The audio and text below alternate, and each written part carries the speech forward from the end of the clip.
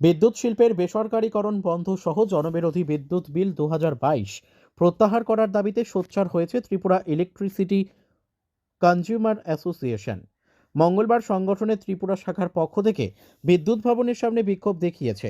সংগঠনের আহ্বায়ক জানিয়েছেন, বিদ্যুৎ শিল্পের বেসরকারীকরণ বন্ধ করা, জনবিরোধী বিদ্যুৎ বিল 2022 প্রত্যাহার করা সহ স্মার্টলি গ্রাহকদের টাকা লুট করার যন্ত্র স্মার্ট মিটার প্রত্যাহার করতে হবে।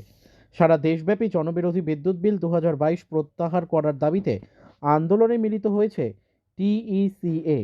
এরই অঙ্গ হিসেবে আজ সংগঠনের ত্রিপুরা শাখার পক্ষ থেকে বিদ্যুৎ ভবনের সামনে বিক্ষোভ প্রদর্শন করা হয়েছে।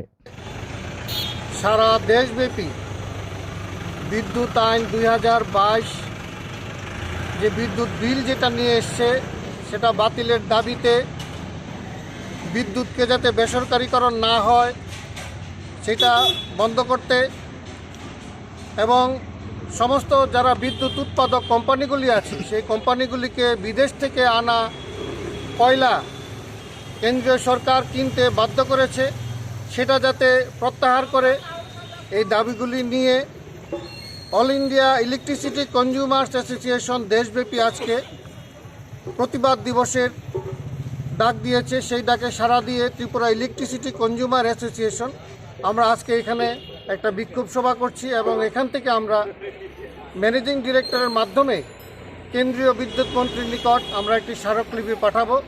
তার জন্য আজকে এই বিক্ষোভ, এবং আমরা তার পাশাপাশি রাজ্যের সমস্ত বিদ্যুৎ গ্রাহকদের প্রত্যেকের নিজ নিজ বিদ্যুতের যে অধিকার তার রক্ষার দাবিতে বিদ্যুতের যে স্মার্ট মিটার বসানো হচ্ছে, যে প্রিপেড মিটার, সেই মিটারে কোনো সঙ্গতি থাকছে না, সেটাতে বিদ্যুৎ আইন 2003 যেটা পাস করা হয়েছে সেটাতে বিদ্যুৎ গ্রাহকদের অধিকার ক্ষুণ্ণ করা হচ্ছে।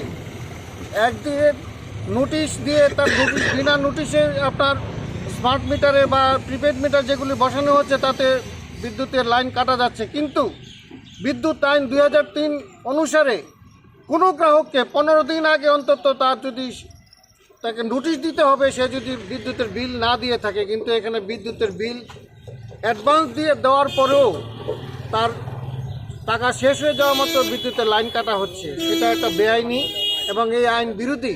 তার প্রতিবাদে এবং স্মার্ট মিটার বিছানোর প্রতিবাদে আমাদের এই আন্দোলন। সকলে যাতে সমস্ত গ্রাহকরা যে সচেতন হন, এগিয়ে আসুন। Bureau report, news daily Bharat.